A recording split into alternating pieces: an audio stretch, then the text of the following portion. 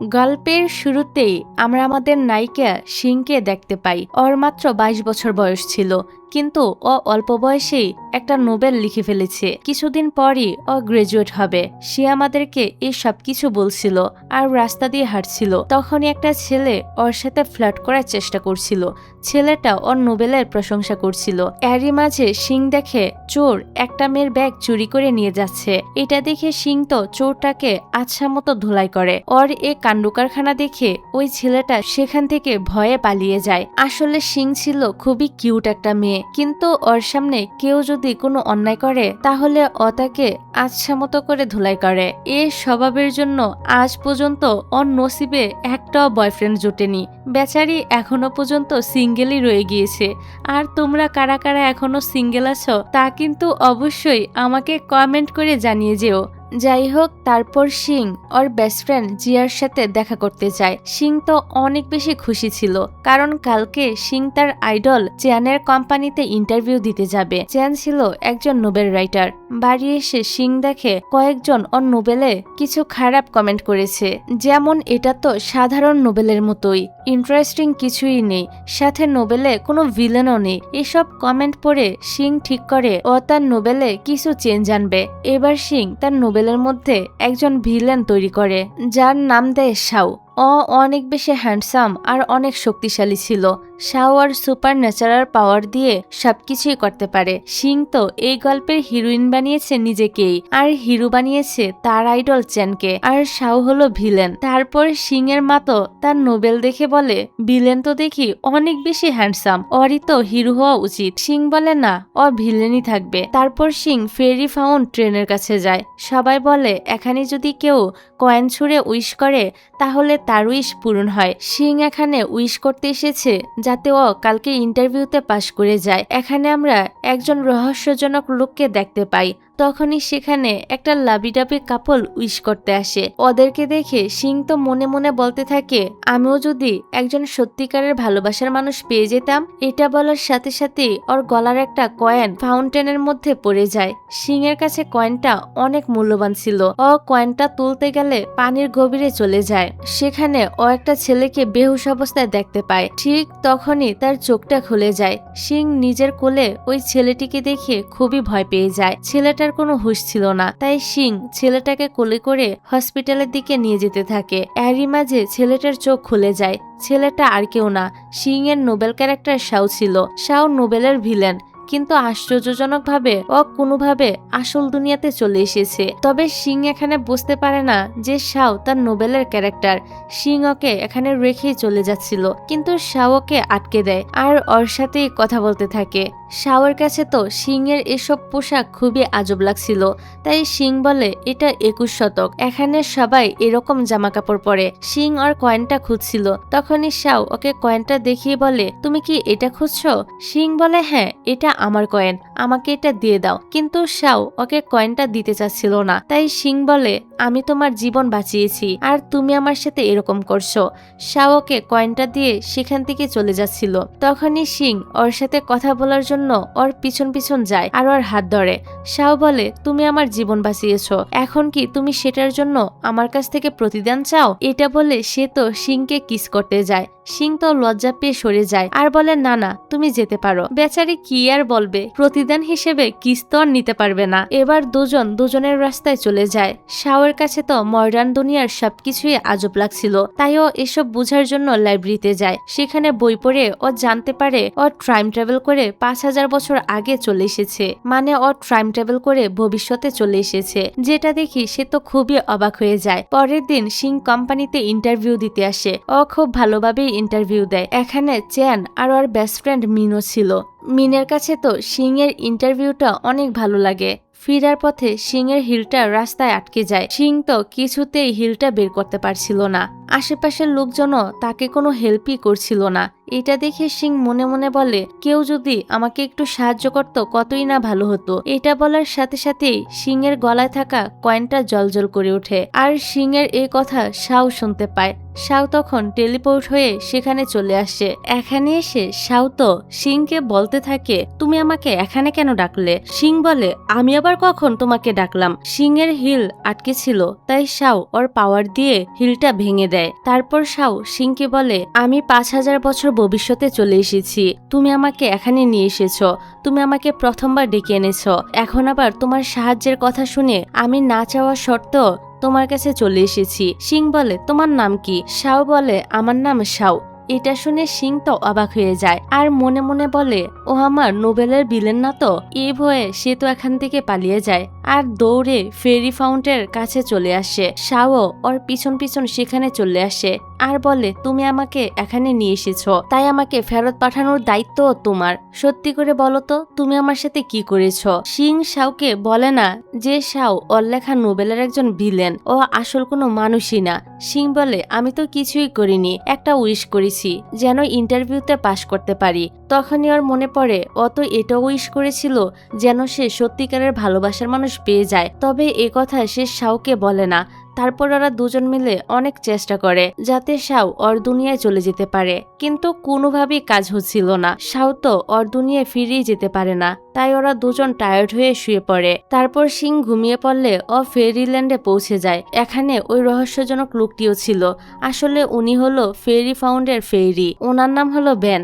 Ban বলে, আমি তো তোমার ইচ্ছেটা পূরণ করে দিয়েছি, তাহলে এখন এখানে কি করছো? শাওকে তো তোমার সত্যিকারের ভালোবাসা হিসেবে পাঠিয়েছি। এই শুনে সিং তো ওনার উপর প্রচন্ড রেগে যায় আর বলে, ও তো খারাপ ছেলে, আমি ওকে চাই না। ব্যান বলে, তোমার ইচ্ছে পূরণ হয়ে গিয়েছে, তাই এখন আর এটা ফিরিয়ে নেওয়া যাবে না। এটা বলে ওকে বাস্তব পৃথিবীতে পাঠিয়ে দেয়। ঘুম ভাঙার পর সিং শাওকে সেখানে রেখে পালিয়ে আসে। বাড়ি এসে সিং ওর লেখা নোবেলটা ডিলিট করে দেয়। ও ভেবেছে এটা করলে শাও আর দুনিয়ায় ফিরে যাবে। তারপর সিং নিশ্চিন্তে ঘুমিয়ে পড়ে। তবে সকালবেলা ও ঘুম থেকে উঠে দেখে ওর নিচে পড়ে আছে আর শাও কিনা নিশ্চিন্তে ওর বিছানায় ঘুমাচ্ছে। এ দেখে সিং তো ভয় পেয়ে সেখান থেকে পালাতে চাচ্ছিল, কিন্তু শাওকে ধরে ফেলে আর বলে, আমি যতক্ষণ না আমার দুনিয়ায় ফিরে যেতে পারছি ততক্ষণ আমি তোমার সাথেই থাকবো। হতে পারে কোনো না কোনো ভাবে তুমি আমাকে আমার দুনিয়া ফেরত পাঠাতে পারবে। তবে সিং তো ওকে এখানে থাকতে দিতে রাজিই হচ্ছিল না, কিন্তু শাও ভিলেনের মতো সিংকে ব্ল্যাকমেল করে বলে, আচ্ছা ঠিক আছে, আমি তাহলে তোমার মায়ের সাথে একটু দেখা করে আসছি। এটা শুনে সিং তো ভয় পেয়ে যায় আর ওকে এখানে থাকতে দিতে রাজি হয়ে যায়। এরপর থেকে এই ভিলেন সাহেব রাজার মতো ভাবসাব নিয়ে চলতে থাকে, সিংকে দিয়ে নিজের সব রকম কাজ করাতে থাকে। তারপর শাও যখন গোসল করতে যায়, সিং তো লজ্জা পেয়ে সেখান থেকে চলে আসছিল। শাও বলে, তোমাকে আমার দরকার হতে পারে, তাই তুমি এখানেই থাকো। বেচারি সিং এর আর কিছুই করার থাকে না, তাই সে সেখানে চোখ বন্ধ করে দাঁড়িয়ে থাকে। তখন শাও বলতে থাকে, তুমি চোখ বন্ধ কেন করে রেখেছো? তুমি কি ভয় পাচ্ছ যে আমি এত বেশি হ্যান্ডসাম তুমি আমাকে দেখলেই আমার প্রেমে পড়ে যাবে? সিং বলে, এরকম কিছুই না। এটা বলে সে এখান থেকে চলে যেতে নেয়, কিন্তু পা স্লিপ করে সে তো সেখানে পড়েই যাচ্ছিল। ঠিক তখনই শাওকে বাঁচিয়ে নেয়। সিং ওকে ধন্যবাদ বলে। এটা শুনে শাওকে ছেড়ে দেয় আর কিউট একটা হাসি দিয়ে সেখান থেকে চলে যায়। এদিকে বেচারি সিং তো বাথটবে পড়ে ভিজে যায়। তারপর তো শাও টিভির মধ্যে কিছু হ্যান্ডসাম মডেলদের দেখে ওদের মতো ড্রেস আপ করতে চায়। তবে সিং এর কাছে তো কোনো ছেলেদের কাপড়ই ছিল না, তাইও জিয়ার কাছ থেকে ওর ভাইয়ের জামা কাপড় নিয়ে আসে। জিয়া বলে, তোর কি কোনো বয়ফ্রেন্ড হয়েছে নাকি? তুই কি ওকে ঘরের ভিতরে লুকিয়ে রেখেছিস? কিন্তু সিং ওকে কিছুই বলে না। তারপর সিং এসে শাওকে জামা কাপড়গুলো দেয়, কিন্তু শাওর কাছে ড্রেসগুলো একদমই ভালো লাগে না, কারণ এগুলো তো স্কুলের ইউনিফর্ম ছিল। তাই সিং যখন বাহিরে যায়, শাও শপিং মলে গিয়ে নিজের ইচ্ছে মতো শপিং করে। এবার রাতের বেলা সিং বাড়িতে ফিরছিল। ও তখন জানতে পারে ও ইন্টারভিউতে সিলেক্টেড হয়ে গিয়েছে। এতে তো সে অনেক বেশি খুশি হয়ে যায়। তখনই রাস্তায় ওই চোর ওকে ধরে ফেলে, যার সাথে ড্রামার শুরুতেই সে একবার লড়াই করেছিল। সিং তো ওদের সাথে ভালোভাবেই লড়াই করছিল, কিন্তু যখনই ও আগুন দেখতে পায় তখন তো সে ভয় পেয়ে যায় আর সাহায্যের জন্য ডাকতে থাকে। ওর সাহায্যের কথা শুনে শাও আবারও টেলিপোর্ট হয়ে সেখানে চলে আসে। এবার শাও তো গুন্ডাদেরকে আচ্ছা মতো করে ধুলাই করে। তারপর পুলিশ এসে ওই গুন্ডাদের ধরে নিয়ে যায়। অন্যদিকে আমরা জানতে পারি চিয়ান ওর বেস্ট ফ্রেন্ড মিনকে পছন্দ করে। আজ আবার মিনের জন্মদিন, তাই চিয়ান ডিসাইড করেছে ও আজকে মিনকে প্রপোজাল করবে। কিন্তু ও জানতে পারে মিনের অলরেডি বয়ফ্রেন্ড আছে। এতে তো তার মনটাই ভেঙে যায়। বেচারা তাকে নিয়ে কত স্বপ্নই না দেখেছিল। অন্যদিকে সিং পুলিশ স্টেশনে সব ঝামেলা সেরে বাড়িতে আসে। শাও তো ওর উপর অনেক রেগেছিল আর বলে, তুমি বারবার সাহায্যের জন্য আমাকে কেন ডাকো? সিং বলে, আমি তো তোমাকে ডাকিনি। শাও বলে, তোমার যখনই হেল্পের দরকার হয় আমি তখনই না চাইতেও সেখানে পৌঁছে যাই। হয়তো তোমার কোনো হিরোর দরকার আছে আর আমি হয়তো তোমার হিরো, কিন্তু তুমি বিপদে পড়লো আমাকে কখনই ডাকবে না, না হলে তোমার খবর আছে। তারপর শাও তো সিং এর রুমে ঘুমাতে যাচ্ছিল, তবে সিং ওকে আটকে দেয় আর পাশের একটা ফ্ল্যাটে থাকতে দেয়। সিং শাওকে আলাদা রাখতে চাইছিল যাতে করে ওর মায়ের কাছে ধরা না খায়। পরের দিন সকালে সিং অফিসে যাওয়ার আগে শাওয়ের সাথে দেখা করতে আসে, তবে শাওকে ঘর থেকে বের করে দেয় আর বলে, আমার ঘরে কেউ আসুক সেটা আমি পছন্দ করি না। সিং এর আবার আজকে অফিসের প্রথম দিন ছিল। সে তো চ্যানের অ্যাসিস্ট্যান্ট হিসেবে জব পেয়েছে। মিন হলো কোম্পানির সিইও। মিন সিংকে বলে, চ্যান অনেক স্ট্রিক্ট, তাই তোমাকে অস্থায়ী অ্যাসিস্ট্যান্ট থেকে পার্মানেন্ট অ্যাসিস্ট্যান্ট হতে হলে অনেক কষ্ট করতে হবে। কাজ শেষে সিং ডিসাইড করে ও ওর বেস্ট ফ্রেন্ডের সঙ্গে ডিনার করবে, কিন্তু জিয়া বিজি থাকায় সিং একাই ডিনার করতে চলে আসে। সেখানে একটা কাপলকে দেখে সিং মনে মনে বলে, আমারও যদি এরকম একজন ভালোবাসার মানুষ থাকতো কতই না ভালো হতো। তখন সে আমাকে এভাবেই কেয়ার করত, খাবার শেষে আমার এভাবে মুখ মুছে দিত আর কি। সিং তো এটা বলার সাথে সাথেই শাও সেখানে চলে আসে। শাও তো সিং এর উপর অনেক রেগে যায় আর বলে, তোমার কি এখন মুখ মুছে দেওয়ার জন্য একজন লাগবে? এটা বলে সে সেখান থেকে চলে যেতে নেয়, কিন্তু সে তো এখান থেকে যেতেই পারছিল না। শাও বুঝতে পারে ও সিং এর ইচ্ছে পূরণ না করা পর্যন্ত এখান থেকে যেতে পারবে না, তাই সে রেগে মেগে সিং এর কাছে যায় আর রুডলি ওর মুখ মুছে দিয়ে সেখান থেকে চলে আসে। তারপর সিং বাসে করে বাড়ি ফিরছিল। বাস ব্রেক করলে সিং ওর মাথায় আঘাত পায়, তাই সে আবারও মনে মনে বলে, আমার পাশে যদি কেউ থাকতো তাহলে আমি ওর কাঁধে মাথা রেখে একটু ঘুমাতাম। এটা বলার সাথে সাথে সেখানে শাও চলে আসে। শাও তো আরো বেশি রেগে যায় আর তার দিকে রাগী চোখে তাকিয়ে থাকে। ওর রাগী ফেস দেখে সিং একটু ভয় পেয়ে যায় আর ওকে সরি বলতে থাকে। শাও জানে ও সিং এর ইচ্ছে পূরণ না করা অবধি এখান থেকে যেতেই পারবে না, তাই শাও ওর পাশে গিয়ে বসে আর ওর মাথাটা নিজের কাঁধে রেখে মাথায় হাত বুলিয়ে দিতে থাকে। তারপর শাও সিংকে ফেরি ফাউন্টের কাছে নিয়ে যায় আর বলে, তোমার যখনই কোনো হেল্পের প্রয়োজন হয় আমি না চাইতেও সেখানে পৌঁছে যাই। এর থেকে বোঝা যায় যে তুমি একজন পারফেক্ট বয়ফ্রেন্ড চাচ্ছ। সত্যি করে বলো, সেদিন তুমি কি উইশ করেছিলে? সিং ওর কথা শুনে ভয় পেয়ে যায় আর সেখান থেকে পালিয়ে যাওয়ার চেষ্টা করে, তবে শাওকে ধরে ফেলে আর সত্যিটা বলার জন্য জোর করতে থাকে। ফলে সিং তো বাধ্য হয়ে সত্যিটা বলে দেয় যে হ্যাঁ, আমি সত্যিকারের ভালোবাসার মানুষই চেয়েছিলাম। ওর কথা শুনে শাও তো ওর উপর অনেক রেগে যায় আর ওকে অনেকগুলো কথা শুনিয়ে সেখান থেকে চলে আসে। শাওয়ের এরকম ব্যবহারে সিং তো মনে মনে অনেক কষ্ট পায়, তাই সে ড্রিঙ্ক করতে যায়। এরই মধ্যে বৃষ্টি শুরু হয়ে যায়। সিং এর কাছে তো কোনো ছাতাই ছিল না, তাই ও বৃষ্টির মধ্যে ভিজে বাসায় আসছিল। তখনই শাও ওর জন্য ছাতা নিয়ে আসে। সিং বলে, আমি তো তোমাকে ডাকিনি। শাও বলে, তুমি তো সত্যিকারের ভালোবাসা চাও, আমি তোমাকে সেটা দিব। সিং অবাক হয়ে বলে, না না, তুমি কিভাবে আমার বয়ফ্রেন্ড হবে? তুমি তো এই দুনিয়ারই না, তোমার কোনো চাকরিও নেই। আমার মা এই সম্পর্ক কখনই মেনে নিবে না, তোমার আইডি কার্ড পর্যন্ত নেই। বিয়ের পর আমাদের বাচ্চা হলে তাদের নাম রাখবো কি করে? শাও বলে, ও হ্যালো, কে বলেছে আমি তোমার বয়ফ্রেন্ড হব? আমি তোমার জন্য পারফেক্ট একটা বয়ফ্রেন্ড খুঁজে আনবো। সিং বলে, এসবের কোনো দরকার নেই। শাও বলে, এখন এটাই আমার টাস্ক, যে করেই হোক তোমার জন্য পারফেক্ট বয়ফ্রেন্ড খুঁজে আনতে হবে, তা না হলে আমি আমার দুনিয়াতে ফিরে যেতে পারবো না। এই শুনে সিংও ওর কথায় রাজি হয়ে যায়। তারপর ওরা দুজন বাড়ি ফিরে আসে। সিং এর মা ওদের দুজনকে একসাথে দেখে খুবই অবাক হয়। আসলে সিং জানতো ওর মা বাড়িতে নেই, কিন্তু উনি তো বাড়িতে ফিরে এসেছে। সিং ওর মাকে শাওয়ের আসল পরিচয় জানায় না। সিং বলে ও জিয়ার কাজিন, ওর থাকার কোনো জায়গা নেই, তাই ও কিছুদিন এখানেই থাকবে।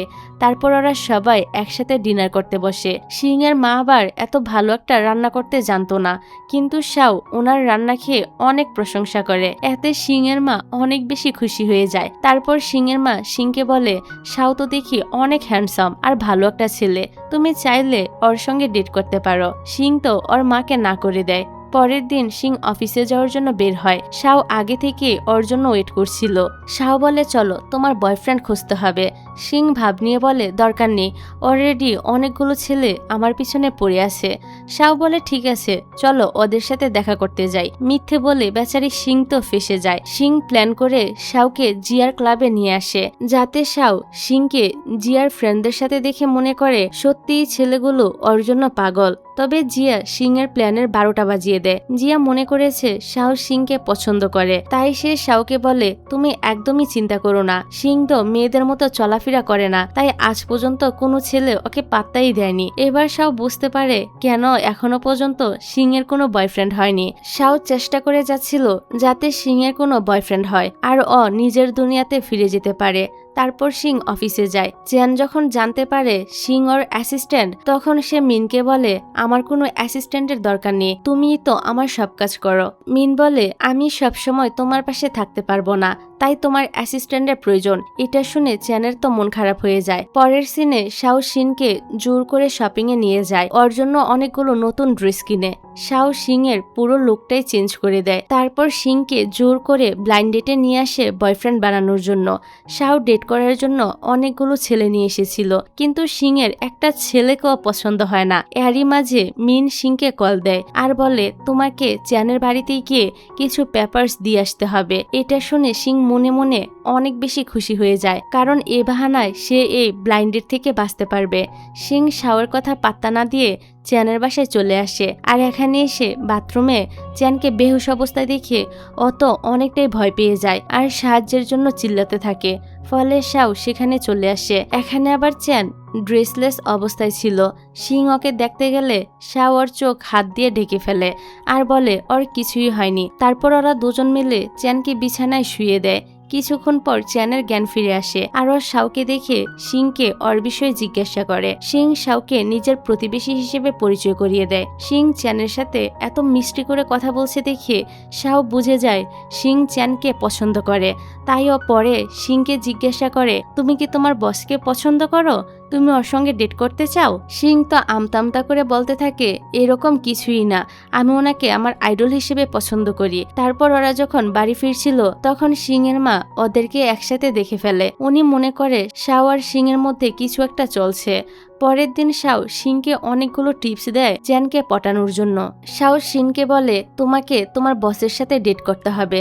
সিং তো ওর কথায় বেশি একটা পাত্তা না দিয়ে সেখান থেকে চলে আসে। তারপর সিং এর মা শাওয়ের কাছে আসে। উনি তো মনে করেছে শাও আর সিং এর মধ্যে কিছু একটা চলছে, তাই উনি শাওকে সিং এর বিষয়ে সব বলতে শুরু করে। সিং এর মা বলে, আমি আসলে সিং এর আসল মা না, ছোটবেলায় ওর মা মারা গিয়েছে, তখন সিং আর ওর বাবা এ বাসায় থাকতো। আমার ছেলে জুন আর সিং একই ক্লাসে পড়তো। ওরা যখন হাই স্কুলে তখন আগুন দুর্ঘটনায় সিং এর বাবা আর আমার ছেলে জুন মারা যায়। তারপর থেকে আমি সিং এর মা হয়ে ওর সাথেই থাকছি। এগুলো শুনে সব বুঝতে পারে কেন সিং আগুন দেখে ভয় পায়। আসলে সিং এর আগুনে ফোবিয়া রয়েছে। সিং এর মা বলে, ওই ঘটনার পর সিং ওর বাবার ফ্ল্যাটে কাউকে থাকতে দেয়নি, এই প্রথম ও তোমাকে সেখানে থাকতে দিয়েছে। মনে হয় তুমি সিং এর কাছে অনেক বেশি গুরুত্বপূর্ণ। এসব ভেবে শাও তো সারা রাত ঘুমাতে পারে না। শাও বলে, আমি কি সত্যি সিং এর কাছে এতটা গুরুত্বপূর্ণ? সে কি আমাকে পছন্দ করে? একটু পর সিং ওর সাথে দেখা করতে আসে। শাও ওকে যে ড্রেস কিনে দিয়েছে সে টাকা ফেরত দিতে। সিং ওকে টাকাগুলো দিয়ে বলে, প্লিজ তুমি আমাকে আর বলো না বসের উপর লাইন মারতে হবে, আমি ওনাকে সেভাবে পছন্দ করি না। শাও বলে, কেন, তুমি কি অন্য কাউকে পছন্দ করো? সিং এর মাথায় তখন দুষ্টু একটা আইডিয়া আসে। সে দুষ্টামি করে বলে, হ্যাঁ আমি তোমাকে পছন্দ করি। সিং তো এটা মজা করে বলেছিল, কিন্তু শাও সিরিয়াসলি নিয়ে নিয়েছে। তাই শাও বলে, তুমি যেহেতু আমাকে পছন্দ করো তাহলে সেটা আগে কেন বলনি? ঠিক আছে, আমি তাহলে তোমার বয়ফ্রেন্ড হব। সিং তো ওকে বোকা বানাতে পেরে খুবই খুশি হয়ে যায়। সিং মিথ্যে বলেছে শুনে শাও ওর উপর রেগে যায় আর ওকে ঘর থেকে বের করে দেয়। তারপর মনে মনে ভাবতে থাকে, আমি এত বেশি হ্যান্ডসাম আর সুন্দর হওয়ার পরও সিং আমাকে কেন পছন্দ করে না। যাই হোক, পরের সিনে চ্যানকে দেখা যায়। বেচারা তো প্রেমে ছেঁকা খেয়ে পুরোপুরি দেবদাস হয়ে গিয়েছিল। চ্যান ওর নোবেলে মিনকে হিরোইন বানিয়েছিল, তবে ও কষ্টে নোবেলের ভিতর হিরোইনকে মেরে ফেলে। এতে করে ফ্যানরা তো ওর উপর ভীষণ রেগে যায়। এজন্য ওদের বিজনেসেও অনেক টাকা লস হয়। এদিকে সিং অফিসে এসে দেখে চ্যানের অনেক ফ্যানেরা অফিসে এসে হাঙ্গামা করছে। ওরা পুরো অফিসটাকে ঘিরে রেখেছে।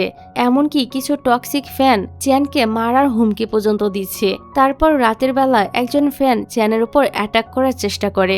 সিং কি করবে বুঝতে পারছিল না, তাই সে শাওকে সাহায্যের জন্য ডাকে। সিং আর শাও বুদ্ধি করে ওই টক্সিক ফ্যানকে ধরে ফেলে। এতে মিন সিং এর উপর অনেক বেশি খুশি হয়ে যায় আর ওকে পার্মানেন্ট অ্যাসিস্ট্যান্ট বানিয়ে দেয়। এতে সিংও অনেক বেশি খুশি হয়ে যায়। যেহেতু শাওয়ের সাহায্যের কারণে সিং এর চাকরিটা পার্মানেন্ট হয়েছে, তাই থ্যাঙ্কস হিসেবে সিং শাওকে নিয়ে ঘুরতে বের হয়। এখানে এসে ওরা তো একসাথে গেম খেলে। সিং অনেক এনজয় করছিল, কিন্তু শাওয়ের কাছে তো এগুলো বাচ্চামি মনে হচ্ছিল। সিং বলে, তুমি তো সে পুরাতন যুগের লোক, তুমি আবার এসব পারো নাকি? তাই শাও চ্যালেঞ্জ হিসেবে ওর সাথে গেম খেলতে শুরু করে। ওরা দুজন একসাথে অনেক মজা করে। সিংকে খুশি দেখে শাও নিজের অজান্তেই খুশি হয়ে যায় আর মনে মনে বলে, আমি ওর প্রতি এতটা অ্যাট্রাক্ট কেন হচ্ছি। তাই ও বিরক্ত হয়ে সেখান থেকে চলে আসে।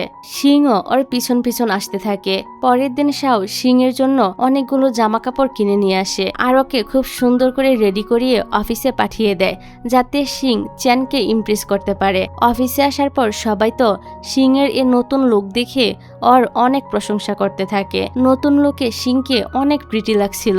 যাই হোক, রাতের বেলা কাজ শেষ করে সিং বাড়ি ফেরার জন্য বের হতে নিবে, ঠিক সে সময় ও দেখে চ্যান অনেক বেশি ড্রিঙ্ক করে ফেলেছে। তাই সিং ওকে কোনোভাবে সামলে লিফটে তোলে, তবে হঠাৎ করে লিফটটা বন্ধ হয়ে যায়। এতে তো সিং অনেক ভয় পেয়ে যায়। সিং এখন শাওকেও ডাকতে পারবে না, কারণ এটা করলে শাও এখানে কিভাবে আসলো সে সম্পর্কে চ্যানকে কি বলবে। অন্যদিকে দেখা যায় শাও বসে বসে সিসিটিভিতে এসব দেখছিল, মানে এ লিফট বন্ধ করার প্ল্যান ওরই ছিল, ওদের দুজনকে কাছাকাছি আনার জন্য। এদিকে চ্যান তো ড্রাঙ্ক হয়ে সিংকে মিনের গল্প বলছিল। সিং ওর কথায় অনেক বিরক্ত হচ্ছিল, তাই সে ঘুমানোর নাটক করে। চ্যান ভাবে ওর হয়তো শরীর খারাপ হয়েছে, তাই ওকে দেখতে ওর কাছে যায়। শাও যখন সিসিটিভি ফুটেজে এটা দেখে, ও মনে করে চ্যানের ইন্টেনশন ভালো না, তাই সে দৌড়ে গিয়ে লিফট খুলে সিংকে বের করে আনে। ফলে সিং এর তো ওর উপর সন্দেহ হয়। সিং বুঝতে পারে এই সবকিছু শাওই করেছে। এবার শাও তো ওর কথা শুনে দৌড়ে পালাতে নেয়, কিন্তু উষ্টা খেয়ে পড়ে যায়। বেচারার মান সম্মানের ফালুদা হয়ে যায়। শাও বলে, হ্যাঁ, এই সবকিছু আমিই করেছি তোমাদেরকে কাছাকাছি আনার জন্য, কিন্তু তোমার বসের তো দেখি ইন্টেনশন একদমই ভালো না, তাই তোমার উচিত ওকে ভুলে যাওয়া। সিং বলে, কেন? ও কত হ্যান্ডসাম এবং ধনী, আমি নিজেই তো ওর যোগ্য না। শাও বলে, টাকা পয়সাই সব না, তুমিও কি কম নাকি? তুমিও তো কত সুন্দর। এটা বলে ও নিজে লজ্জা পেয়ে যায় আর সেখান থেকে দৌড় মেরে পালিয়ে যায়। বাড়ি আসার পরও শাও তো সিংকে নিয়েই ভাবছিল। শাও বলে, আমি কি ওকে পছন্দ করতে শুরু করেছি নাকি? না না, এটা হতেই পারে না।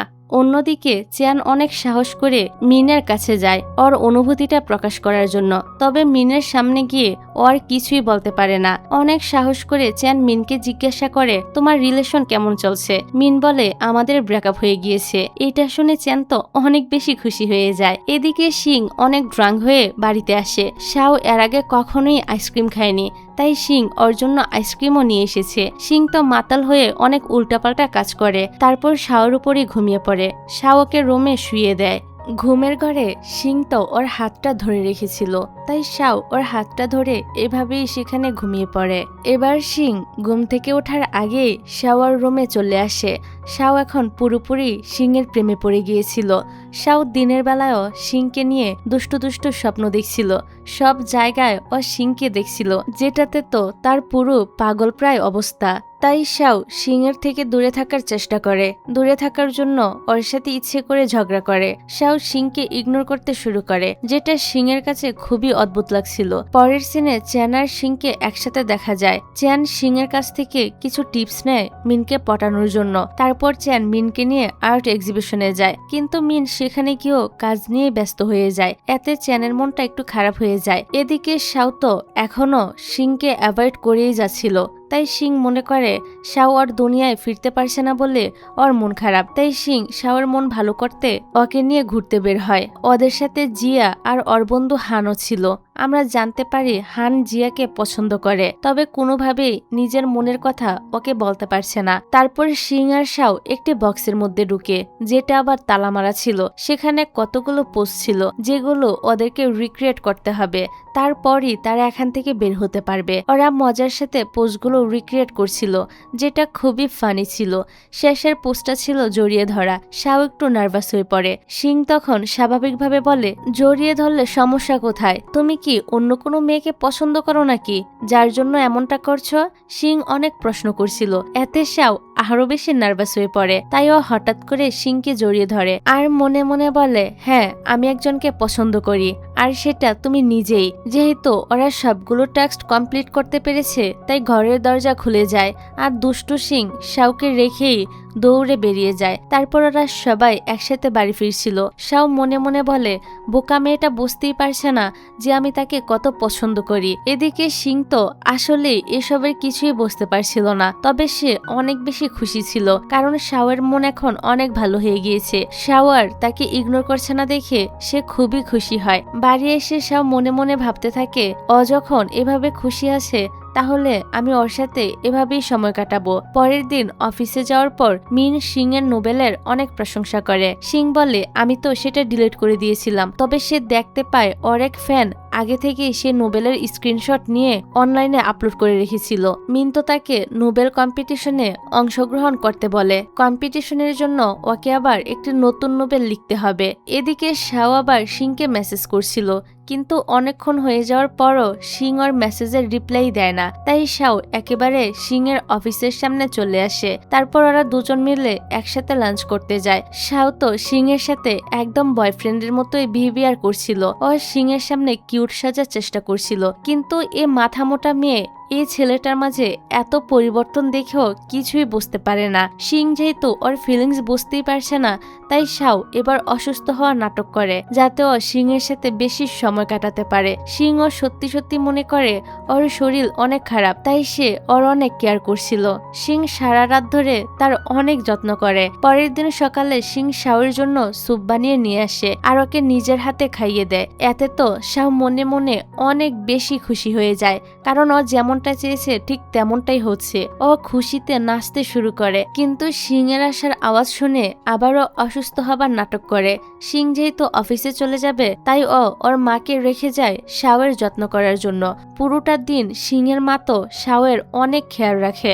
বেচারা শাওয়ের মনটাই খারাপ হয়ে যায়। ও কি প্ল্যান করলো আর কি হলো। যাই হোক, এভাবে মজায় মজায় কিছুদিন পার হয়ে যায়। একদিন শাও সিংকে নিয়ে মুভি দেখতে আসে। মুভি দেখতে দেখতে সিং তো শাওয়ের কাঁধে মাথা রেখে ঘুমিয়ে পড়ে।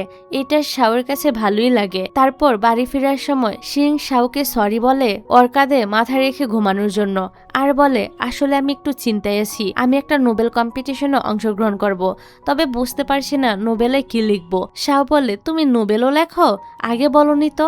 সিং বলে, না না, এবারই প্রথম লিখব। এখানে সিং শাওকে সত্যিটা বলে না যে ও আগেও একবার নোবেল লিখেছিল, আর শাও ওর নোবেলেরই একটা ক্যারেক্টার। যাই হোক, এখন শাও বলে, এটা ভালো হবে, তুমি নোবেলে আমাদের কাহিনীটাই লিখে দাও। শাওয়ের কাছেও এই আইডিয়াটা খুবই ভালো লাগে, কারণ ওদের সাথে যা হয়েছে পুরোটাই একটা রূপকথার গল্পের মতো। শাও মনে মনে এটা ভেবে খুশি হচ্ছিল যে সিং যদি আমাদের কাহিনীটা নোবেলে লিখে, তাহলে ও বুঝতে পারবে আমি ওকে কতটা ভালোবাসি। তারপর ওরা দুজন একসাথে বাড়িতে চলে আসে। পরের দিন দেখা যায় চ্যান মিনকে নিয়ে ঘুরতে আসে। মিন অ্যাডভেঞ্চার পছন্দ করত, কিন্তু চ্যানের তো হাইফোবিয়া রয়েছে, তাই মিন একা একাই সবগুলো রাইডে এনজয় করছিল। মিনকে খুশি দেখে চ্যানও অনেক খুশি হয়। অন্যদিকে রাতের বেলা সিং নোবেলের অনেকটা কাহিনী লিখে ফেলেছে। পরের দিন সকালে সিং যখন অফিসে যায়, শাও লুকিয়ে লুকিয়ে ওর রুমে ঢুকে। এটা দেখার জন্য সিং ওর ব্যাপারে নোবেলে কি লিখেছে। তবে শাও নোবেল দেখে অনেক রেগে যায়, কারণ সিং ওর ব্যাপারে নোবেলে ভালো কিছুই লেখেনি, উল্টো শাওকে হিরোর জায়গায় ভিলেন বানিয়ে দিয়েছে, যে কিনা সিংকে অনেক অত্যাচার করে। এমনকি সিং তো এই নোবেলের নাম দিয়েছে মাই ডেমনিক নেইবর। এসব দেখে শাওয়ের রাগ তো দ্বিগুণ হয়ে যায়। তাই ও এবার নিজে থেকে সিং এর জন্য নোবেল লেখা শুরু করে, যেখানে ও নিজেকে হিরো বানিয়ে দেয় আর সিংকে ওর প্রেমে পাগল বানিয়ে দেয়। শাও নোবেলে লিখেছে, হঠাৎ একদিন শাও টেলিপোর্ট হয়ে এ দুনিয়াতে চলে এসেছে আর সিং ওকে প্রথম দেখেই ওর প্রেমে পড়ে গিয়েছে, কারণ ও দেখতে অনেক বেশি হ্যান্ডসাম ছিল। সিং ওকে বলে, আমি তোমাকে অনেক ভালোবাসি, তুমি যদি আমাকে বিয়ে না করো তাহলে তো আমি মরেই যাব। নোবেলের হিরো তো অনেক দয়ালু ছিল, ও চায় না ওর কারণে কেউ মারা যাক, তাই শাও সিংকে বিয়ে করতে রাজি হয়ে গিয়েছে।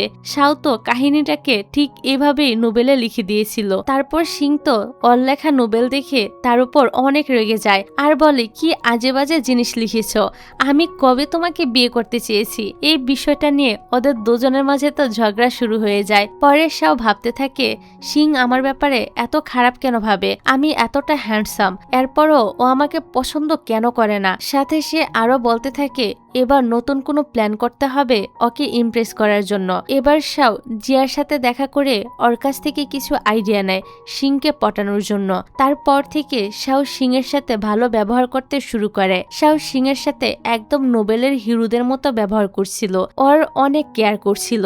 সিং এর কাছে ওর এরকম ব্যবহার খুবই আজব লাগে, তাই সে লজ্জা পেয়ে ঘরে চলে যায়। শাওয়ের এমন চেঞ্জ দেখে সিং তো খুশিই ছিল, তাই সে নোবেলে লিখে ডেভিল এখন আস্তে আস্তে অ্যাঞ্জেলে পরিণত হচ্ছে। আবার নিজেই বলে, না না, মিস্টার ব্যাট কি করে ভালো হতে পারে। এরই মধ্যে জিয়া সিংকে কল করে ওর কাছে সাহায্য চায়, কারণ কিছু লোক ওর থেকে টাকা নিয়েছে, কিন্তু এখন ওকে টাকাগুলো ফেরত দিচ্ছে না। সিং নিজের সাথে শাওকে নিয়ে এসেছে, যাতে শাও লোকগুলোকে মেরে ওদের থেকে টাকা উদ্ধার করতে পারে। তবে শাও সিং এর সামনে ভালো হওয়ার জন্য, ওকে ইমপ্রেস করার জন্য লোকগুলোর সাথে খুব সুন্দর করে কথা বলছিল, যাতে ওরা টাকাগুলো ফেরত দিয়ে দেয়। সিং আর জিয়া তো ওর এই কার্যকলাপে খুবই অবাক হয়। লোকগুলো তখন ওদেরকে মারার হুমকি দেয়। একটা লোক শাওর গায়ে হাত তুললে ও সেটা ভিডিও করে নেয় আর পুলিশকে দেখানোর হুমকি দেয়। তারপর শাও নিজের পাওয়ার ইউজ করে লোকগুলোকে আচ্ছা মতো সাহায্য করে এবং জিয়ার টাকাগুলো ফেরত নিয়ে নেয়। শাওয়ের এরকম কাজে সিং তো তার উপর সত্যি এবার পুরোপুরি ইমপ্রেস হয়ে যায়। শাও তো মনে মনে এটাই চাচ্ছিল। এবার রাতের বেলা সিং যখন নোবেলে শাওর ব্যাপারে লিখতে যায়, তখন ওর মনে পড়ে শাও শুধু খারাপ না, শাও তো ওর অনেক কেয়ারও করেছে, ওদের একসাথে অনেক সুন্দর মেমোরিজ রয়েছে। আর মনে মনে বলে, আমি ওকে যতটা খারাপ মনে করি আসলে তো সে ততটা খারাপ না। পরের দিন সিং শাওকে ওর লেখা নোবেলটা দেখায়। শাও নোবেলটা দেখে রেগে যায়, কারণ সিং এখনো ওকে নোবেলে ভিলেনই বানিয়ে রেখেছে। তারপর থেকে ওরা দুজন একসাথে নোবেল নিয়ে কাজ করতে থাকে। এভাবেই সময় পার হতে থাকে। ওরা দুজন তো একসাথে কাজ করে নোবেলটা লেখা কমপ্লিট করে ফেলে। শাও নোবেলের নাম চেঞ্জ করে মাই হিরো মাস্টার দেয়। সিং যখন এটা দেখে তখন তো সে আবারও চেঞ্জ করে মিস্টার ব্যাট দেয়। এ নোবেলে সিং নিজেকে হিরোইন বানায় আর শাওকে হিরো, যেটাতে শাও অনেক খুশি হয়। তারপর দেখা যায় ওদের লেখায় এই নোবেলটা তো সবার অনেক পছন্দ হয়। মিস্টার ব্যাট নোবেলটি কম্পিটিশনে ফাইনাল লিস্টেও চলে আসে, যেটাতে ওরা দুজনই অনেক বেশি খুশি ছিল। এখানেও শাও সিং এর অনেক কেয়ার করছিল, যেটা দেখে সিং বলে, তুমি এরকম ব্যবহার কেন করছো? শাও বলে, আমাদের নোবেলটা তো রোমান্টিক, নোবেলে আমার ক্যারেক্টারটা যেরকম ছিল আমি তোমাকে সেগুলো ফিল করাতে চাই। নোবেলে ওরা একসাথে খাবার খেতে গিয়েছে, একসাথে মুভি দেখতে গিয়েছে, একসাথে অনেক ঘোরাফেরা করেছে, শুধু ওদের হাত ধরা বাকি ছিল। এটা বললে শাও সিং এর হাত ধরে। শাও সিং এর হাত ধরায় সিং এর মনে তো একটু অন্যরকম অনুভূতি তৈরি হয়। তারপর সিং বাড়িতে আসার পর অনেক খুশি ছিল আর মনে মনে বলে, সবসময় আমি যেরকম ভালোবাসা চাইতাম এখন আমি সেটা আমার মিস্টার ব্যাডের থেকে পাচ্ছি। পরের দিন অফিসে আসার পর শাও জানতে পারে যারা নোবেল কম্পিটিশনে সিলেক্টেড হয়েছে তাদেরকে ট্রিপে পাঠানো হবে। সিং মনে মনে ভাবতে থাকে, ও যদি সেখানে শাওর সঙ্গে যায় তাহলে কত মজা হবে। রাতে বাড়ি আসার পর সিং শাওকে ট্রিপে যাওয়ার কথা বলার চেষ্টা করে, কিন্তু বলতে পারে না, কারণ ও ভেবেছে শাও এসব পছন্দ করে না। পরের দিন সকালে শাও সিং এর বাড়িতে আসে ওর সাথে দেখা করার জন্য। তবে ও সিং এর মায়ের থেকে জানতে পারে সিং বাড়িতে নেই, ওই স্কুলে অ্যানুয়াল ফাংশনে গিয়েছে। সিং এর মা বলে, তুমি একটা জিনিস খেয়াল করেছো, সিং এর কিন্তু এসব ভালোবাসায় কোনো ইন্টারেস্টই নেই। আসলে ওর জীবনে ও প্রথম ভালোবাসায় ব্যর্থ হওয়ার পর থেকে এরকম হয়ে গিয়েছে। শাও তো প্রথমবার জানতে পারে সিং আগে অন্য কাউকে পছন্দ করত। সিং এর মা এখানে বলতে থাকে সিং আমার ছেলে জুনকে পছন্দ করত, কিন্তু জুন ওকে পছন্দ করত না।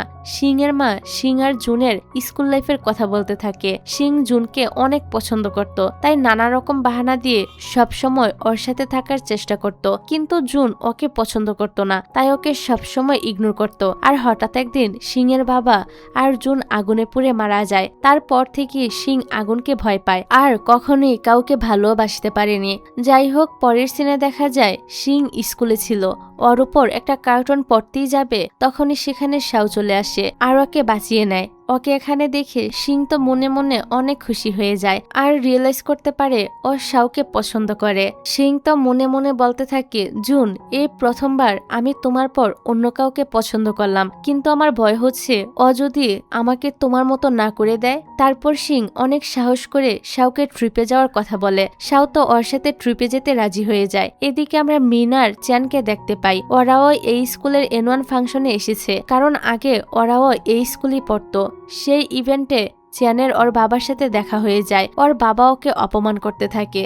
চ্যান তো মন খারাপ করে সেখান থেকে চলে আসে। পরে মিন এসে ওকে শান্ত করে। তখনই আমাদেরকে ওদের অতীতের কিছু সিন দেখানো হয়। চ্যান কোম্পানি খোলার জন্য ওর বাবার কাছে হেল্প চেয়েছিল, কিন্তু ওর বাবা ওকে অনেক কথা শোনায় আর বলে একদিন এই মেয়ের জন্যই তোমার জীবন নষ্ট হবে। চ্যান বলে, আমরা শুধু ভালো বন্ধু, আমরা একসাথে বিজনেস করতে চাই, এর বাইরে আমাদের মধ্যে কোনো সম্পর্কই নেই। ওর কথা শুনে মিনের মন খারাপ হয়ে যায়, কারণ ও মনে মনে চ্যানকে পছন্দ করত। তারপর একদিন মিন চ্যানের বাবার সাথে দেখা করে আর কোম্পানি খোলার জন্য ওনার কাছ থেকে সাহায্য চায়। চ্যানের বাবা বলে, আমি হেল্প করব, কিন্তু তুমি কখনোই আমার ছেলের সাথে ডেট করতে পারবে না। মিন ওনার কথায় রাজি হয়ে যায়। এই জন্যই আজ পর্যন্ত মিন নিজের মনের কথা চ্যানকে কখনোই বলেনি। আসলে অনেক আগে থেকে মিন চ্যানকে পছন্দ করত। আর এখান থেকে সিন আবারও বর্তমানে চলে আসে। ওরা সবাই ট্রিপে যাওয়ার জন্য বেরিয়ে পড়ে। চ্যান আবার এসব একদমই পছন্দ করত না, কিন্তু মিনের জন্য সে যেতে রাজি হয়। মিনাতে অনেক খুশি হয়। স্পটে আসার পর শাও আর সিং একা ঘুরতে চলে আসে। ওরা একসাথে খাবার খায়, অনেক ঘোরাফেরা করে। এক কথায় তারা সময়টাকে খুবই উপভোগ করছিল। সারাদিন দুজনে মিলে খুবই মজা করতে থাকে। এদিকে চ্যান বসে বসে মিনকে দেখছিল। তখনই শাও ওর কাছে আসে আর বলে, তুমি তো মিনকে পছন্দ করো, তাহলে ওকে বলছো না কেন? চ্যান বলে, আমি ওকে হারানোর ভয় পাই। তোমাদের নোবেলে যেমন ফেইরি নায়িকার ইচ্ছা পূরণ করতে ওর কাছে ভালোবাসার মানুষ পাঠিয়েছে, তবে লজিক্যালি ভাবলে একদিন নায়িকার ইচ্ছে পূরণ হলে তো নায়ক এই দুনিয়া থেকে ভ্যানিশ হয়ে যাবে, তখন আবার নায়িকা একা হয়ে যাবে। আসলে চ্যান ওদের নোবেলের সাথে নিজের জীবনকে রিলেটেড করতে পারছিল। ওর কথা শুনে শাও আবার চিন্তায় পড়ে যায় আর ভাবতে থাকে, সত্যি যদি আমি ভ্যানিশ হয়ে যাই তাহলে সিং এর কি হবে? যাই হোক, রাতের বেলা ওরা সবাই একসাথে ফায়ারওয়ার্কস দেখতে আসে। চ্যান সাহস করে মিনকে নিজের মনের কথা বলে দেয়। চ্যান মিনকে প্রপোজাল করে, কিন্তু মিন তো চ্যানের বাবাকে কথা দিয়েছিল যে ওরা কখনোই ডেট করবে না, তাই মিন নিজের কষ্ট লুকিয়ে চ্যানকে রিজেক্ট করে দেয় আর বলে, আমরা শুধু বন্ধু হয়েই থাকতে পারি। এই শুনে বেচারা চ্যান তো কষ্ট পেয়ে সেখান থেকে চলে যায়। এদিকে শাও একা একা মন খারাপ করে বসেছিল। তখনই সিং ওকে ডাকে আর নিজের মনের কথা জানিয়ে দেয় যে সে তাকে অনেক ভালোবাসে। শাও বলে, আমাদের কোনো ভবিষ্যৎ নেই, আমি এই দুনিয়ার মানুষ না, একদিন আমাকে আমার দুনিয়ায় ফিরে যেতে হবে, তখন তুমি একা হয়ে পড়বে। এরই মাঝে ফায়ারওয়ার্কস শুরু হয়ে যায়। শাও মনে করে সিং এর প্যানিক অ্যাটাক শুরু হবে, তাই ও তাড়াতাড়ি সিংকে জড়িয়ে ধরে। সিং বলে, আমি জানি না আমার ইচ্ছে পূরণ হওয়ার পর তুমি এই দুনিয়া থেকে ভ্যানিশ হয়ে যাবে কিনা, কিন্তু আমি তোমাকে সত্যি অনেক বেশি ভালোবাসি। আমি ভবিষ্যতের কথা ভেবে বর্তমান সময়টা নষ্ট করতে চাই না, এটার জন্য আমি পরে আফসোস করব, তাই বলো তুমি আমার বয়ফ্রেন্ড হবে কিনা। ওর এসব কথা শুনে শাওয়ের মন তো একদম আইসক্রিমের মতো গলে গলে পড়তে থাকে। সে সাথে সাথে তার বয়ফ্রেন্ড হতে রাজি হয়ে যায়। তারপর ওরা একজন আরেকজনকে কিস করতে নিবে, সেই সময় বাকিরা সেখানে চলে আসে। এই জন্য ওরা সাইডে যায় কিস করার জন্য। কিন্তু তখনই সেখানে সিং এর একজন কলিগ চলে আসে, তাই ওরা তাড়াতাড়ি লুকিয়ে পড়ে। ওদের এরকম অবস্থা দেখে তারা নিজেরাই হাসতে থাকে। যাই হোক, পরের দিন তারা ট্রিপ থেকে ফিরে আসে। বাসের মধ্যেও ওরা সবার থেকে লুকিয়ে লুকিয়ে প্রেম করে বেড়াচ্ছিল। বাড়িতে আসার পরও ওরা চিন্তায় ছিল কিভাবে ওরা নিজেদের রিলেশনশিপের কথা মাকে জানাবে। সিং এর মা যদি শাওয়ের সম্পর্কে ওর ফ্যামিলির ব্যাকগ্রাউন্ড সম্পর্কে জানতে চায় তাহলে ওরা কি করবে। তাই ওরা ডিসিশন নেয় আপাতত ওদের রিলেশনশিপের কথা মাকে জানাবে না। পরের দিন সকালে অফিসে যাওয়ার সময় শাও সিংকে এগিয়ে দেয়, যেটাতে সিংও অনেক খুশি হয়। এদিকে ট্রিপ থেকে ফিরে আসার পর চিয়ানের মন অনেক খারাপ ছিল। ও অফিসের মিটিং এর সময় সবার সামনে মিনকে বলে, তুমি কেন চাচ্ছ আমরা সবকিছু আগের মতো ঠিক রাখি? মিন ওর এরকম কাজে অনেক রেগে যায় আর বলে, তুমি অফিসের সবার সামনে আমাদের পার্সোনাল বিষয়গুলো কেন আনছো? তুমি যদি আর এরকম করো তাহলে আমি রিজাইন করে চলে যাব। অন্যদিকে শাও আর সিং এর প্রেম তো ভালোই চলছিল, ওরা একসাথে খুবই হ্যাপি ছিল। পরের সিনে দেখা যায় মিন শাওকে অফিসে ডাকে। মিন ওদের মিস্টার ব্যাড নামের নোবেলটি পাবলিশ করতে চাইছিল। মিন বলে, সিং আগেও অনেক ভালো নোবেল লিখেছে, সিং অনেক ভালো নোবেল লিখে, তাই আমি ওর সাথে কন্ট্রাক্টে সাইন করতে চাই। শাও অবাক হয়ে বলে, সিং আগে নোবেল লিখেছে মানে? মিন বলে হ্যাঁ। মিন শাওকে সিং এর লেখা আগের নোবেলটা দেখায়, যেটাতে হিরো ছিল চেন আর শাও ছিল ভিলেন। শাও দেখে এই নোবেলের সাথে ওর জীবনের পুরোপুরি মিল আছে, মানে নোবেলের কাহিনীর সাথে ওর জীবনের কাহিনী একদমই মিলে যায়। এসব দেখে শাওয়ের মাথায় তো আকাশ ভেঙে পড়ে। শাও বুঝতে পারে বাস্তব দুনিয়াতে ওর কোনো অস্তিত্বই নেই, ও শুধু নোবেলের একটা ক্যারেক্টার মাত্র। এসব জেনে তো ও অনেক বেশি কষ্ট পায়। তাই সে সিং এর সাথে দেখা না করেই অফিস থেকে বের হয়ে আসে। সিং তো ওর পিছন পিছন দৌড়ে আসে। শাও সিংকে বলে, সত্যি করে বলো আমি কে? আমি তো তোমার নোবেলের একটা ক্যারেক্টার মাত্র, আমার তো বাস্তবে কোনো অস্তিত্বই নেই। সিং তো ওকে বোঝানোর চেষ্টা করে, কিন্তু শাও ওর কোনো কথা না শুনে সেখান থেকে চলে আসে। এই বিষয়টা নিয়ে সিং আর শাওয়ের দুজনেরই মন খারাপ ছিল। এবার রাতের বেলা সিং শাওয়ের সাথে কথা বলতে যায় আর ওকে সরি বলে এতদিন ওর থেকে এই বিষয়টা লুকানোর জন্য। শাও বলে, এতে তোমার কোনো দোষ নেই, আমি তো এটা ভেবে কষ্ট পাচ্ছিলাম যে বাস্তব দুনিয়াতে আমার কোনো অস্তিত্ব নেই। সিং তখন ওকে নানান কথা বলে শান্ত করতে থাকে, ওর মন ভালো করার চেষ্টা করে। এদিকে মিন চ্যানের থেকে দূরে থাকার জন্য কোম্পানি থেকে রিজাইন করার ডিসিশন নেয়। অফিসের সবাই এটা জানার পর ওদেরও মন খারাপ হয়ে যায়। চ্যানও এটা জানার পর অনেক রেগে যায় আর মিনকে বলে, তুমি এভাবে রিজাইন করতে পারো না, আমরা এত বছর একসঙ্গে কাজ করেছি, একবারের জন্য কি তোমার মনে আমার জন্য কোনো ফিলিংস জন্মায়নি? মিন তো ওর কথার কোনো উত্তরই দেয় না, যেটাতে চ্যান অনেক কষ্ট পেয়ে সেখান থেকে চলে আসে। এভাবে অনেকটা সময় পার হয়ে যায়। মিন এখন ওর বাবা মায়ের সাথে ওনাদের বেকারিতে কাজ করে। এদিকে চ্যান ওর বাবার সঙ্গে দেখা করতে আসে। চ্যানের মন খারাপ দেখে ওর বাবা বলে, মিন চলে গিয়েছে তো কি হয়েছে, ওর জন্য তোমার কোম্পানি বন্ধ হয়ে যাবে নাকি? তোমার কোম্পানি সামলানোর জন্য আমি অন্য কাউকে পাঠাবো। চ্যান বলে, আপনার যেহেতু আমার উপর কোনো বিশ্বাস নেই, তাহলে সে সময় আমাদের কোম্পানিতে আপনি কেন ইনভেস্ট করেছেন? ওর বাবা তখন বলে, আমি তো মিনের ডেডিকেশন দেখে কোম্পানিতে ইনভেস্ট করতে রাজি হয়েছিলাম, কিন্তু আমি কখনোই চাইনি ওই মেয়ে তোমার সম্পত্তিতে ভাগ বসাক, তাই আমি শর্ত রেখেছিলাম তোমাকে কখনোই সে ডেট করতে পারবে না। এটা জানার পর চ্যান ওর বাবার উপর প্রচন্ড রেগে যায় আর বলে, আমি আপনার সব টাকা পরিশোধ করে দিব, কিন্তু এরপর থেকে আপনি আর আমার জীবনে ইন্টারফেয়ার করবেন না। এসব বলে সে রেগে সেখান থেকে চলে আসে। অন্যদিকে শাও আর সিংকে দেখা যায়। শাওয়ের যেহেতু ছোটবেলা বলতে কিছুই নেই, তাই সিং ওকে ছোটবেলার মুহূর্তগুলো এক্সপিরিয়েন্স করাতে আনে। একদম ছোটবেলা থেকে গ্রাজুয়েশন পর্যন্ত ওকে সবকিছুই এক্সপিরিয়েন্স করায়।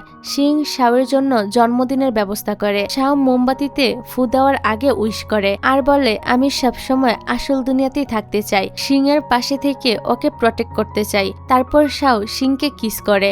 এখনো শাও ওর এই জীবনটাকে অ্যাকসেপ্ট করে নিয়েছে, কিন্তু কিস করার সাথে সাথে শাও এ দুনিয়া থেকে ভ্যানিশ হয়ে যায়, কারণ সিং এর সত্যিকারের ভালোবাসা পাওয়ার ইচ্ছেটা তো পূরণ হয়ে গিয়েছে। এ দেখে সিং তো অনেক ভয় পেয়ে যায় আর বারবার হেল্প হেল্প বলে ডাকতে থাকে, কিন্তু শাও আর আসে না। এতে সিং কান্না করতে শুরু করে দেয়। সিং এটা কিছুতেই মানতে পারছিল না যে শাও একেবারের জন্য এই দুনিয়া থেকে ভ্যানিশ হয়ে গিয়েছে।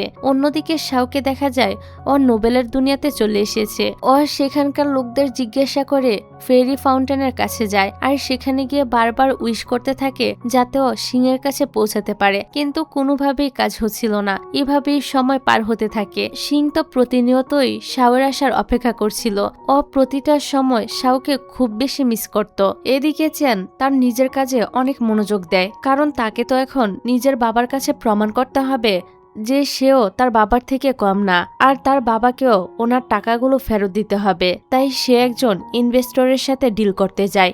ইনভেস্টর বলে, যখন তোমাদের কোম্পানিতে মিন ছিল তখন তোমাদের কোম্পানি ভালোই চলছিল, কিন্তু এখন যেহেতু নেই তাই আমি ইনভেস্ট করব না। আর এই অবস্থায় যদি তুমি তোমার বাবার সাথেও কন্ট্রাক্ট ক্যান্সেল করে ফেলো তাহলে কোম্পানি তো পুরোপুরি ডুবে যাবে। এসব শুনে চেন তো কি করবে কিছুই বুঝতে পারছিল না, তাই সে নিজের বাড়িটাই বিক্রি করে দেয় আর অফিসে থাকতে শুরু করে। পরের সিনে আমরা দেখি সিং অফিসে কাজ করছিল। তখন তো টেবিলের উপর মোমবাতি পড়ে আগুন ধরে যায়। আগুন দেখে সিং এর তো প্যানিক অ্যাটাক শুরু হয়ে যায়। ও সাহায্যের জন্য শাওকে ডাকতে থাকে। অন্যদিকে শাও নোবেলের দুনিয়া থেকেই সিং এর সাহায্যের কথা শুনতে পায়, কিন্তু সে কোনোভাবেই সিং এর কাছে আসতে পারছিল না। তখনই ওর কাছে ফেরির সে ব্যান লোকটি আসে আর বলে, তুমি যদি সিংকে বাঁচাতে চাও তাহলে যেতে পারবে, তবে তার জন্য তোমাকে একটা শর্ত পূরণ করতে হবে। শাও সিংকে বাঁচানোর জন্য ওনার সকল শর্ত মেনে নেয় আর সিং এর কাছে গিয়ে ওকে বাঁচিয়ে নেয়। সিং এতদিন পর শাওকে দেখে অনেক খুশি হয়ে যায় আর ওকে জড়িয়ে ধরে,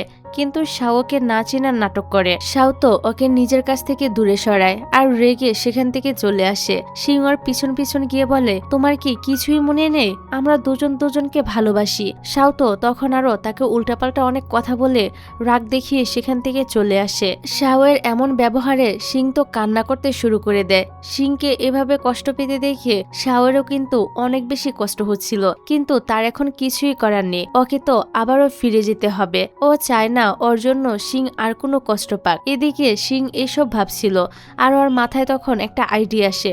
ও সাহায্যের কথা বলে শাওকে নিজের কাছে ডেকে নিয়ে আসে। শাও তো রেগে চলে যেতে নিচ্ছিল, তখনও চেনকে দেখতে পায়। আসলে চেন তো নিজের বাড়ি বিক্রি করে দিয়েছে, তাই সিং ওকে কিছুদিন নিজের বাড়িতে থাকতে বলেছে। এটা দেখে শাও তো অনেক বেশি জ্বালাস হয়ে যায়। সে কোনোভাবেই নিজের গার্লফ্রেন্ডকে অন্য কোনো ছেলের সাথে একা থাকতে দিবে না, তাই শাও এখানে থাকার সিদ্ধান্ত নেয়। সিং ওকে রুমে নিয়ে যায় আর বলে, আমি জানি তোমার সব মনে আছে, তাই নাটক করা বন্ধ করো। আমি তখনই বুঝতে পেরেছিলাম তোমার সব মনে আছে যখন তুমি ট্রাফিক সিগন্যাল দেখে দাঁড়িয়ে পড়েছিলে। শাও বলে, তার মানে তুমি এতক্ষণ আমাকে বোকা বানাচ্ছিলে? সিং বলে, হ্যাঁ, এবার আমাকে সত্যিটা বলে দাও, তুমি এসব কেন করেছিলে? শাও বলে, আসলে ফেরি বেন এখানে আসার জন্য আমাকে একটা শর্ত দিয়েছে। শর্তটা হলো আমাকে এখানে একটা মিশন কমপ্লিট করতে হবে, তারপর আবারও ফিরে যেতে হবে। আমি এই বিষয়টা তোমাকে জানাতে চাইনি, কারণ আমি চলে গেলে তুমি আবারও কষ্ট পাবে। সিং বলে, আমি তোমাকে আগেই বলেছি আমি ভবিষ্যতের কথা ভেবে বর্তমান নষ্ট করতে চাই না, তাই আমাদের কাছে যেটুকু সময় আছে আমরা সেটা একসাথে এনজয় করব।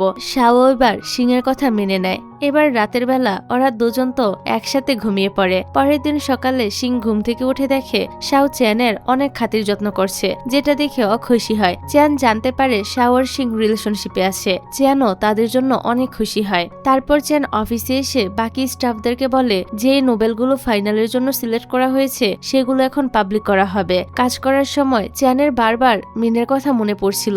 মিন কত সুন্দরভাবে সবকিছু সামলাতো। তারপর চ্যান মিনের সাথে দেখা করতে যায় আর বলে, তুমি তোমার লাইফ যেভাবে কাটাতে চাও সেভাবেই কাটাতে পারো।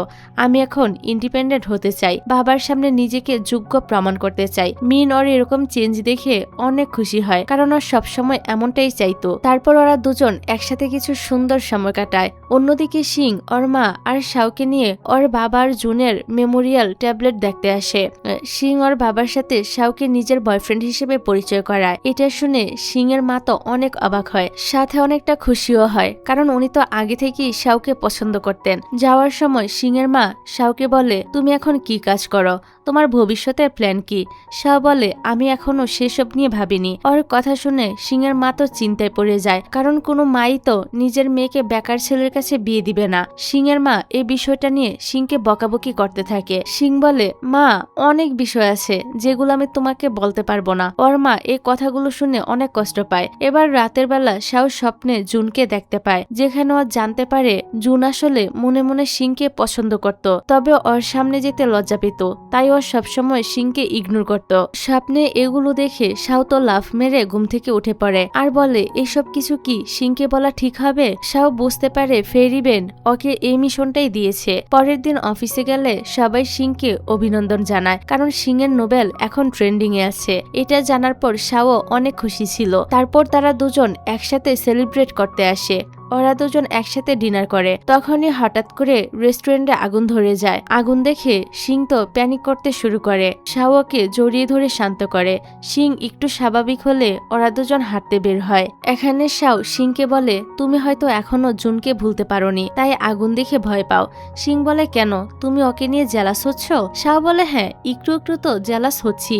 সিং বলে, আমি তোমাকে ওর থেকে বেশি ভালোবাসি। সাথে সে আরো বলে, আমি আর জুন ছোটবেলা থেকে একসাথে বড় হয়েছি, আমাদের মধ্যে অনেক ভালো বন্ধুত্ব ছিল। আস্তে আস্তে আমি ওর প্রতি দুর্বল হয়ে পড়ি, কিন্তু জুন সবসময় আমাকে এড়িয়ে চলতো, আমাকে ওর থেকে দূরে থাকতে বলতো, আর ও সারাদিন নিজের ডায়েরিতে কি জানি লিখতো। আমি দেখতে গেলে সেটা লুকিয়ে ফেলতো। ও আমাকে ইগনোর করায় আমি কখনো সাহস করে ওকে নিজের মনের কথাগুলো বলতে পারিনি। তবে জুনের মা অনেক ভালো ছিল। বাবা যখন কাজে ব্যস্ত থাকতো উনি আমাকে দেখভাল করত। হঠাৎ একদিন বাবার ল্যাবে আগুন ধরে যায়, যেখানে আমিও ছিলাম। জুন আমাকে বাঁচিয়ে নেয়। ও বাবাকে বাঁচাতে যেতে চাইছিল, কিন্তু আমি ওকে না করছিলাম। তারপরও ও আমার কথা না শুনে বাবাকে বাঁচাতে যায়। সেখানে ব্লাস্ট হয়ে ওরা দুজনেই মারা যায়।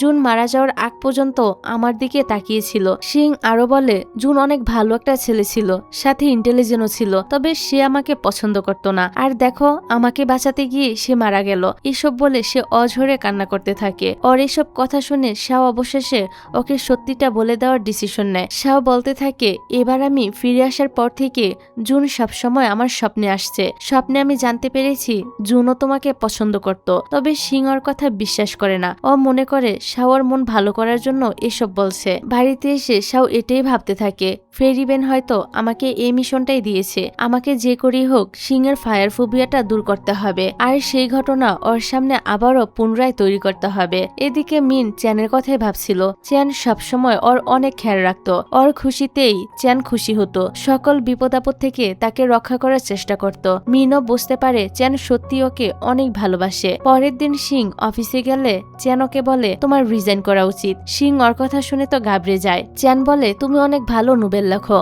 তাই আজ থেকে তুমি ফুল টাইম নোবেল রাইটারের কাজ করবে। আমার অ্যাসিস্ট্যান্টের কাজ করার আর কোনো দরকার নেই। সিং তো ওর কথা শুনে অনেক খুশি হয়ে যায়। ফাইনালি ওর স্বপ্ন পূরণ হতে চলেছে। অন্যদিকে শাও সিং এর মায়ের সাথে এসে দেখা করে আর ওনাকে নিজের আসল পরিচয়টা দিয়ে বলে, আসলে আমি একজন নোবেলের ক্যারেক্টার, বাস্তবে আমার কোনো অস্তিত্বই নেই।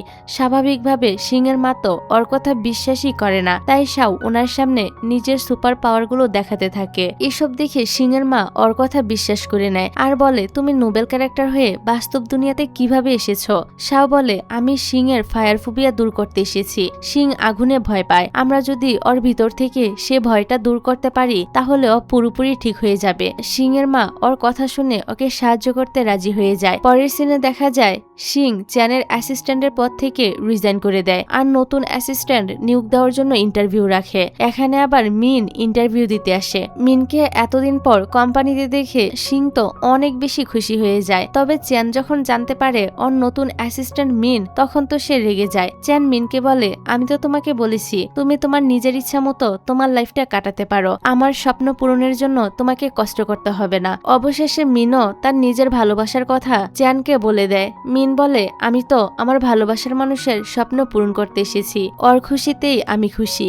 যাই হোক, রাতের বেলা সিং যখন বাড়িতে আসে ও দেখে শাও জুনের স্কুলে ইউনিফর্ম পরে বসে আছে। এটা দেখে ও কিছুটা অবাক হয়। শাও বলে, আন্টি আমাকে এটা পড়তে দিয়েছে, তুমিও তাড়াতাড়ি গিয়ে তোমার স্কুলের ইউনিফর্মটা পরে নাও। সিং বলে কেন?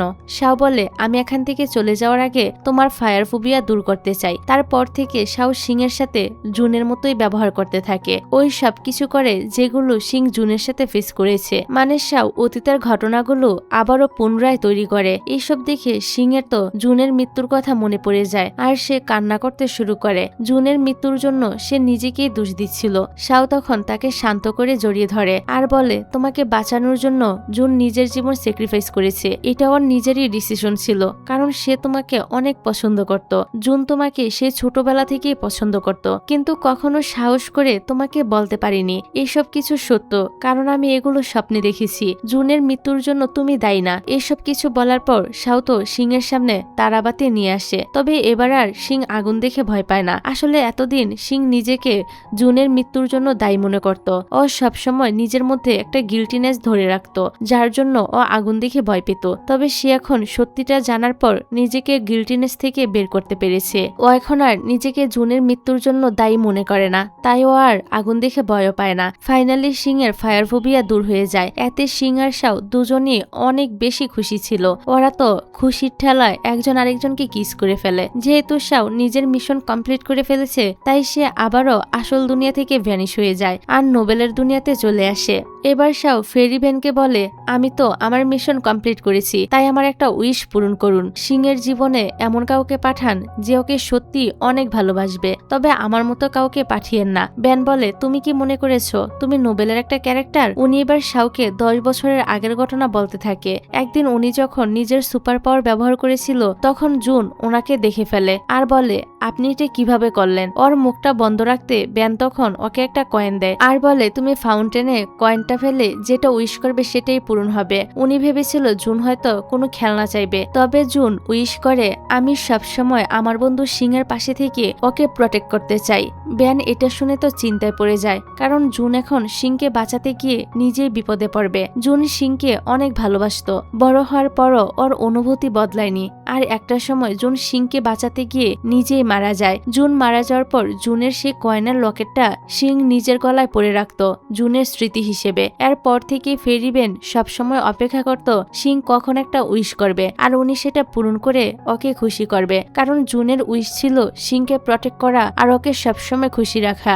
অনেক বছর পর সিং যখন সত্যিকারের ভালোবাসার উইশ করে, ফেরি ভ্যান তখন সেটা পূরণ করে দেয়। এসব শুনে শাও তো অবাক হয়ে যায় আর বলে তাহলে আপনি কেন আমাকে চুজ করলেন? ফেরি ভ্যান বলে জুন যে সবসময় ডায়েরিতে লেখালেখি করত, আসলে অত গল্পই লিখতো। তুমি হলে জুনের লেখা একটা ক্যারেক্টার। যে গল্পে জুন লিখেছিল শাও সবসময় সিংকে রক্ষা করবে, আর এই কারণেই জুনের মৃত্যুর পর তুমি সিং এর জীবনে চলে এসেছো ওকে প্রটেক্ট করার জন্য, আর তোমার ভিতরে জুনের সকল অনুভূতি চলে এসেছে। মানে শাওয়ের ক্যারেক্টারটা সিন না জুন বানিয়েছিল। আর ফেরি ভ্যান মিশনের কথা বলে শাওকে সিং এর কাছে পাঠিয়েছে পরীক্ষা করার জন্য, যে শাও আসলে সিংকে ভালোবাসে কিনা দেখার জন্য। উনি এখন বুঝতে পেরেছেন শাও সত্যি সিংকে অনেক ভালোবাসে। ফেরি ভ্যান বলে এবার শাও সত্যি ভ্যানিশ হয়ে যাবে। এটা বলার সাথে সাথেই শাও নোবেলের দুনিয়া থেকে ভ্যানিশ হয়ে গিয়ে আসল দুনিয়াতে সিং এর কাছে চলে আসে। মানে শাও এখন আর কোনো নোবেল ক্যারেক্টার না, ও এখন একজন সাধারণ মানুষ। শাও সিংকে জুনের ডায়েরিটা দিয়ে ওকে সব সত্যিটা বলে। সিং সত্যিটা জেনে অনেক খুশি হয়ে যায়। ওরা দুজনে খুশিতে আবারও কিস করে। এদিকে চ্যানের বাবা ওদের সাথে দেখা করতে আসে। চ্যান ওর বাবাকে দেখে রেগে যায়। আসলে ওর বাবা সবসময় চাইতো চ্যান ইন্ডিপেন্ডেন্ট হোক, সে কারোর উপর ডিপেন্ড না করুক, তাই তিনি মিনের থেকে তাকে আলাদা করতে চেয়েছে। চ্যানের বাবা মিনকে সরি বলে ওই সময় ওর সাথে খারাপ ব্যবহার করার জন্য। ওনার আর ওদের সম্পর্ক নিয়ে এখন কোনো সমস্যা নেই। ফাইনালি ওদের মধ্যে আবার সবকিছু ঠিক হয়ে যায়। ওরা দুজন একসাথে অনেক হ্যাপি ছিল। অন্যদিকে শাও আর সিং ওর মাকে বলে দেয় শাও এখন সাধারণ মানুষের মতো এই দুনিয়াতে থাকতে পারবে। মা তো এটা শুনে অনেক খুশি হয়, তবে চিন্তায় পড়ে যায় শাওয়ের কাছে তো কোনো আইডি কার্ড নেই। বিয়ের পর ওদের বাচ্চাদের রেজিস্ট্রি কিভাবে করবে? তবে শাও এখানে আসার আগেই সব ব্যবস্থা করে ফেলেছে। তারপর সিং আর শাও রেজিস্ট্রি ম্যারেজ করে নেয়। চ্যান ওদের সাথে বিদায় নিয়ে নিজের নতুন বাড়িতে চলে আসে। মিন ওর জন্য ওর পুরনো বাড়িটা আবারও কিনে নিয়েছে। এখানে তো চ্যান একটা আন্টি দিয়ে মিনকে বিয়ের জন্য প্রপোজাল করে। মিনও খুশি মনে রাজি হয়ে যায়। ওরা ওদের একসাথে কাটানোর সময় সময়গুলোর কথা মনে করতে থাকে। তারপর একজন আরেকজনকে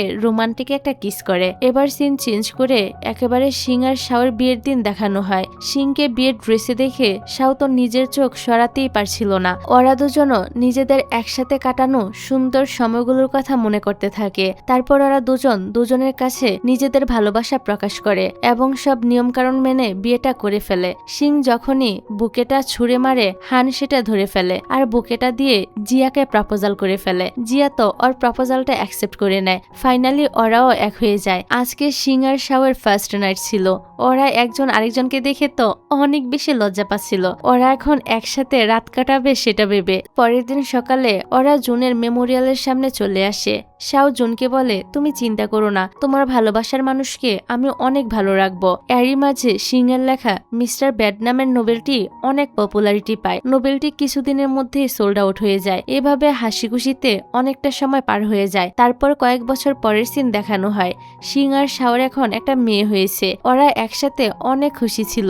পরের দিন আবার সিং এর ফ্যান মিটিং ছিল। সেখানে তো সিং এর ছেলে ফ্যানরা ওর সাথে ছবি তুলতে আসে। তবে শাও এটা দেখে অনেক জেলাস হয়, তাই সে সবার সামনে সিংকে কিস করে। এতদিনে শাও একটা কলেজের প্রফেসর হয়ে গিয়েছে। তারপর ওরা সেই ফেরি ফাউন্ডারের কাছে আসে। তখনই তাদের মেয়ে বলতে থাকে, বাবা মা এখানে কি সত্যি ফেরি আছে? সিং বলে, সত্যি এখানে ফেরি আছে কিনা জানি না, তবে তোমার বাবার সাথে আমার এখানেই দেখা হয়েছিল। এখান থেকেই আমাদের লাভ স্টোরি শুরু হয়েছে। তারপর তারা তো খুশি খুশি বাড়িতে চলে আসে। আর এখানে সিং এর লেখা মিস্টার ব্যাড নামের নোবেলটি শেষ হয়ে যায়। মানে এতক্ষণ আমরা যে ড্রামাটা দেখেছি এটা পুরোটাই একটা নোবেলের স্টোরি ছিল। অর্থাৎ এতক্ষণ যা দেখেছেন এসব কিছুই সিং এর লেখা নোবেলের কাহিনী ছিল। এসব কিছু সত্যি ছিল না। এরই মাঝে একজন রিপোর্টার সিংকে প্রশ্ন করে, আপনি এরকম একটা ফ্যান্টাসি নোবেল কেন লিখেছেন? এটা কি সত্যি হতে পারে? সিং বলে, আমি ওই রকম মানুষের মনে সাহস দিতে চেয়েছিলাম যারা কিনা নিজেদের ভালোবাসার মানুষদের হারিয়ে হতাশায় ভুগছে। আমি তাদেরকে বলতে চাই যে আপনাদের জীবনে হয়তো এমন কেউ আসবে যে কিনা আপনাকে অনেক বেশি ভালোবাসবে, তাই আপনার জীবনে এগিয়ে যাওয়া উচিত। আরেকজন বলে, আপনার লাইফেও কি এরকম কোনো শাও আছে? সিং বলে, আমি কখনো আমার লাইফে এরকম ফ্যান্টাসি জিনিস ফিল করিনি। আর বাস্তবে টাইম ট্রাভেল বলতে কিছুই হয় না। আমার জীবনে কোনো শাও নেই, তবে আমার ছোটবেলার বন্ধু, আমার ভালোবাসার মানুষ, আমার হাজবেন্ড জুন আছে, যে আমাকে অনেক ভালোবাসে। তবে ও কাজে ব্যস্ত থাকায় আজকে এখানে আসতে পারেনি। তখনই জুন সেখানে আসে, যেটা আর কেউ নয়, ওর নোবেলের শাও। জুন তো এখানে সবাইকে ধন্যবাদ জানায় ওর ওয়াইফের সেমিনারে আসার জন্য। বাস্তবেও ওরা দুজন একসাথে অনেক সুখী ছিল। এদিকে আমরা দেখি বাস্তবেও চিয়ান আর মিনের মধ্যে রিলেশনশিপ আছে। ওরা দুজনও একসাথে অনেক খুশি ছিল। আর এরকম একটা সিনের মধ্য দিয়ে এই ড্রামাটা এখানেই শেষ হয়ে যায়।